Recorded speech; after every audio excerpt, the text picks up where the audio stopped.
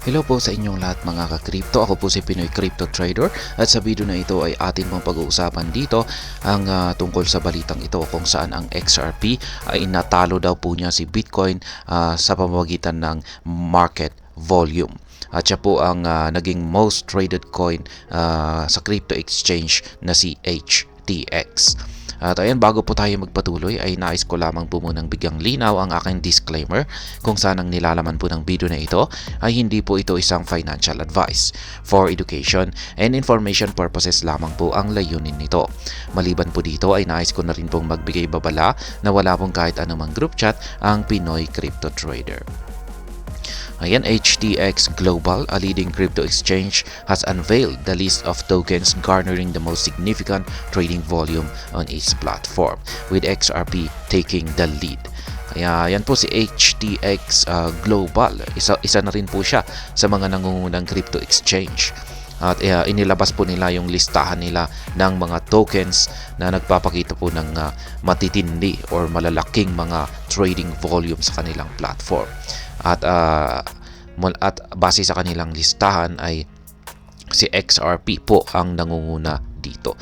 Ayan, in recent posts on X, HTX disclosed that XRP secured a remarkable trading volume of $112 million on its platform as of January 7. Kaya ayan, nagkaroon po siya ng $112 million na trading volume dito kay HTX. Kaya ayan po ang nagawa po yan ni XRP noong nitong mga January 7. The volume of XRP traded on HTX significantly outpaced the dollar of other higher-ranking tokens such as Bitcoin and Solana. Ayan, nahigitan daw po ni XRP ayan, sa pamamagitan po ng trading volume yung mga ibang malalaking higher-ranking tokens na katulad po ni Bitcoin at saka si Solana. Specifically, market participants using HTX exchange outlet traded 70 million in Solana and 65 million in Bitcoin. Notably, $112 million recorded for XRP is nearly double that of the volume of the firstborn crypto. Kaya yan, yung trading volume naman po na naitala or nai-record dito kay HTX, ayan, kay Bitcoin ay nasa $65 million. Samantala kay Solana ay $70 million. Kaya yan po yung inilabas na tweet rito ng HTX Global. Ayan, yung pangatlo ay yan, yung pumapangalawa ay si Solana, pangatlo ay si Sei at saka apat ay si Aave, panglima po si BTC. This revelation positioned XRP as the standout coin on the HTX exchange, highlighting the growing prominence of XRP in the Asian crypto community. Besides, HTX created a poll gauging the opinions of the market participants about the tokens they had just recently exchanged on the platform. The poll ended with 36.5% respondents voting affirmatively for XRP and 40.2% for Solana. Kaya ayan, meron daw po kasing isinagawang isang survey itong si HTX para po sa opinions ng kanilang mga traders or mga market participants tungkol sa kanilang mga tinitrade na mga tokens.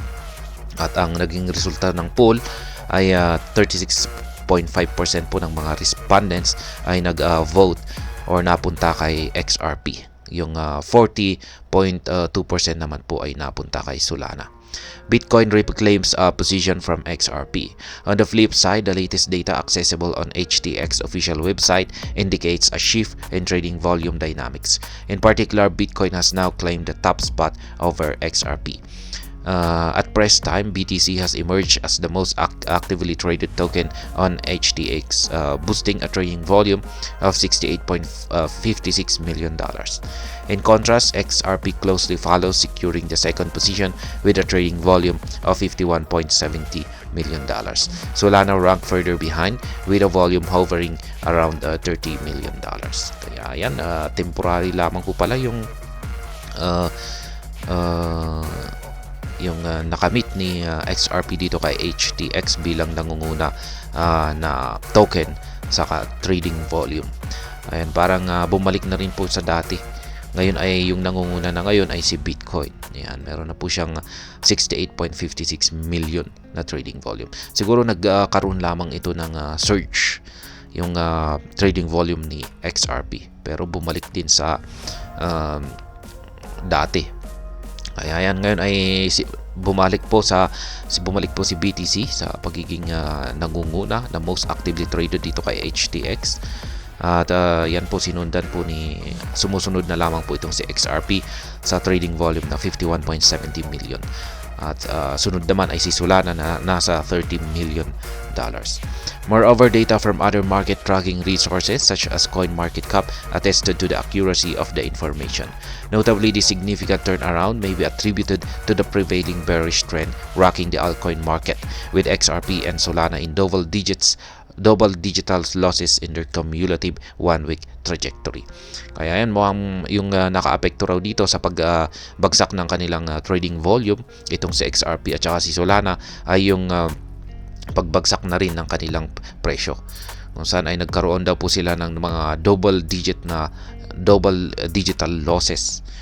Ayan, conversely, Bitcoin demonstrated a more resilient performance by reclaiming the $44,100 threshold.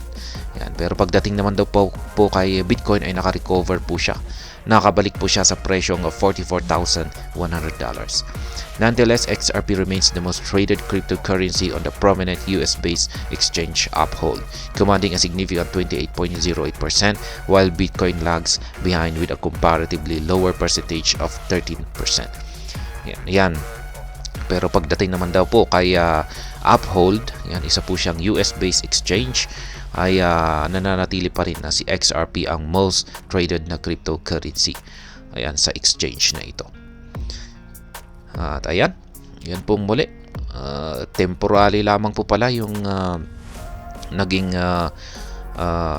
pangyayari dito kay HTX, kung saan si XRP ay nahigitan po niya si Bitcoin sa pamamagitan ng market trading volume.